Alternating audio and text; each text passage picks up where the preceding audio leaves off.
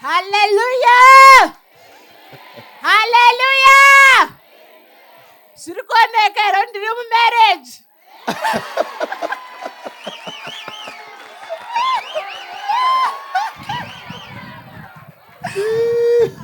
Ndakotenda Mwari womuprofita asina nhoro ndekukundikana. Baba wakadzoka after 6 years dzasiyana mufunge. Kune vanorangarirawo. I think pane munhu ananda kumboya naye ndichifunga kuti pamwe ndiye. Asi ndiri kutarisa profeti kuti pamwe profeti achananganisa kuti ndizvo.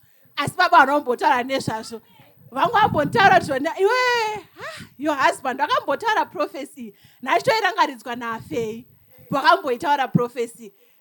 Saka baba vakadzoka paDecember panhandatu odzoka kuda kutonzi maifori. Saka ndamumarriage anhu hallelujah.